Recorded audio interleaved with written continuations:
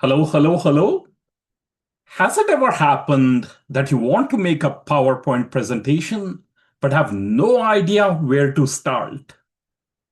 And then you open your computer, go to PowerPoint, cry for 20 minutes, and then decide you'll do it another day.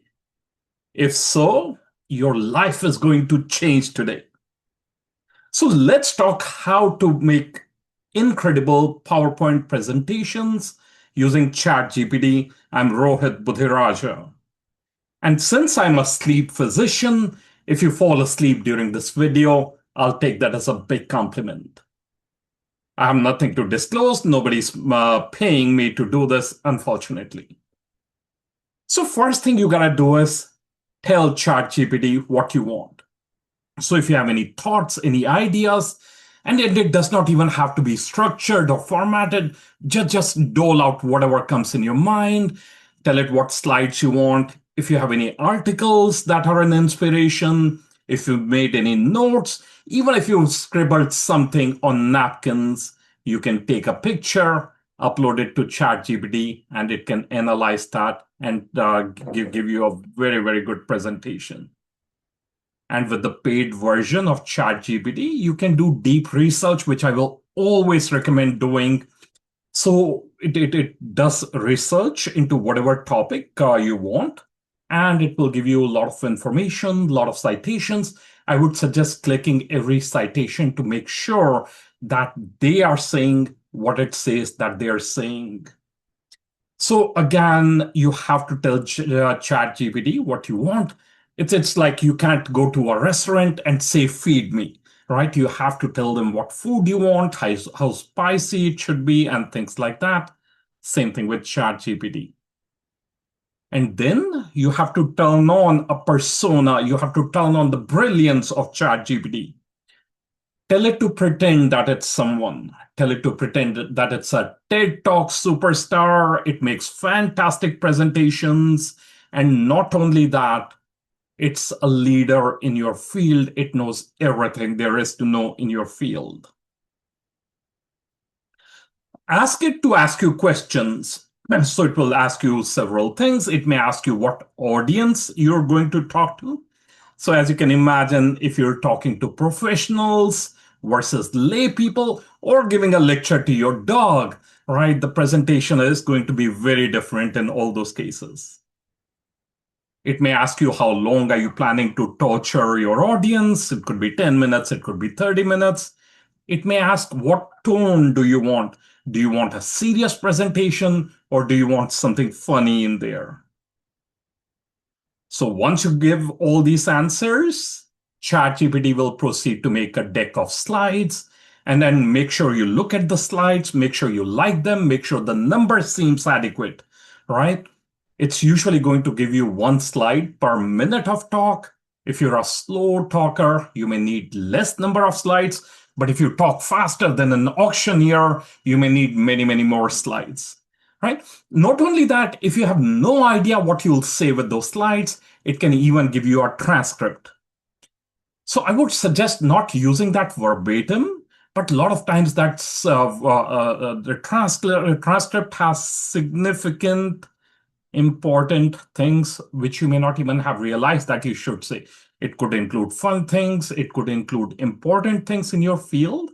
So I would always suggest saying that, okay, generate a transcript, read that and see if you like anything in there. Now, once it's made slide, it can make a lot of tables and figures and pie charts and bar charts and things like that. Whatever you want, it will do that. So a lot of times you don't have to accept what it makes the first time. For example, it made me a chart on the left side, and I wanted it to be a little bit more visually appealing. So I asked it to make the background lightly colored. I asked it to make these arcs a little bit bigger so people can tell exactly what they're looking at. And it did that, right? So you can keep on asking it things till it makes whatever you want. And then not only graphs and charts, it can also make graphics, right? For example, I was giving a presentation on sleep apnea. So traditionally, there has been one big treatment called CPAP, But now, based on a lot of patient factors, their lifestyle, convenience, insurance, things like that, we can recommend several different therapies. Right. So I asked it to give me a treatment roadmap for sleep apnea. It gave me this, and I had no idea what this said. So I said maybe if there was something more visual, like a signpost with signs pointing towards different roads, and just with that, it gave me a very, very different graphic, something a lot better than I was imagining. It talks about a lot of patient factors, gives different pathways, CPAP, Inspire therapy. Coming soon would be pills for sleep apnea. Then there are operations, right? Much better than what I was even thinking.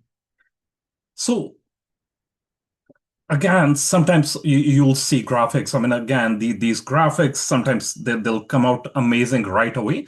And these graphics, a lot of times you cannot even find them on Google. Like, what are you going to search for? What are the chances you'll find exactly something you're thinking about? And of course, then there might be the copyright issue. Right? So remember, again, the ChatGPT can allow you to make fantastic slides. So use it. And if you don't like something, you can ask for something different. Again, sometimes you'll get lucky, but a lot of times, whatever image, whatever graphic you get, ask it to modify that, make it more visually appealing, and the end result may be a lot different and maybe even a lot better than what you were even imagining. Right. And once you're done with the presentations, I would suggest not just stop there, right? Frequently, there's a 10-minute or so period after the presentation where people can ask you questions.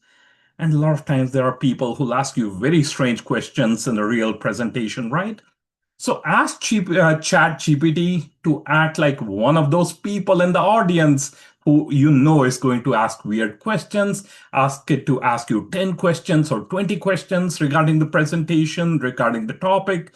Ask it to think something out of the box, something which is not very obvious.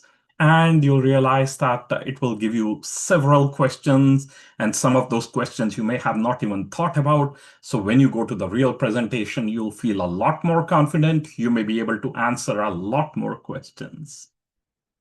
All right, so that's how to make a fantastic presentation. But remember, please do not outsource your thinking to artificial intelligence. Think of it as a thought partner. Give it some ideas about what you're thinking, see what it comes up with, and fact check that, and then only use that, right? So use artificial intelligence to enhance your skills, not to replace them. And again, a lot of times people will tell you that AI hallucinates. It will say something very, very strange, which is not true at all. It may call a monkey a spider. So every single thing in the presentation, do fact check that and make sure that you're saying the right things. You don't want to say something which is inaccurate, right? So this is absolutely required that you fact check for hallucinations. All right, so I'm hoping that with this information after this presentation, you'll become a superstar. You'll have no worries at all in life, right? So if you do become a superstar, come back and say thank you. But even if you do not become a superstar, come back, like the presentation, share it, subscribe, because once every few years, I can say something smart. All right. I'm hoping to see you again. Feel free to ask any questions and have a wonderful day and have a fantastic night. Bye bye.